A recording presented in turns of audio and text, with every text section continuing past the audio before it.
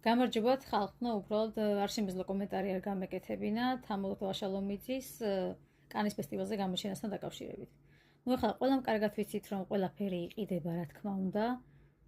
მეც შენს ყველა შეგვიძლია ასეთი მაგრები თუ ვართ, რომ ვიყიდოთ ბილეთები და წავიდეთ, რა თქმა უნდა, მაგრამ ერთი რამე არ დაგავიწყდეთ ხალხო, რომ ყველაფერს ძალიან დიდი მონდომება ჭირდება. ძალიან დიდი მონდომება, ტყუილი იქნება თუ რა იქნება, მაგასაც თავის ნიჭი უნდა ხალხო. აი, ბევრს არ შეგვიძლია ეგეთი რაღაცა და მოდი ვაღიაროთ და სიმართლე ითქვას. აი, მაგალითად, მე რო ავიღოთ ჩემი თავი, ხო? აი, ზარმაცი ვარ.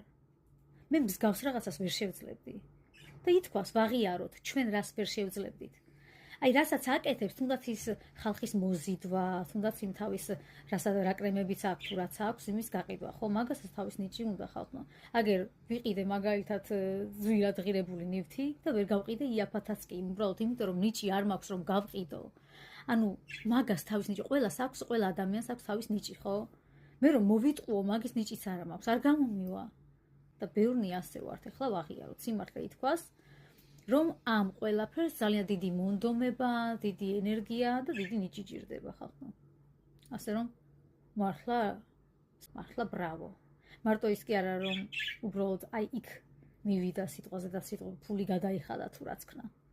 უბრალოდ ყველაფერი ერთად შეკრიბო, რაც გააკეთა თავისთვის.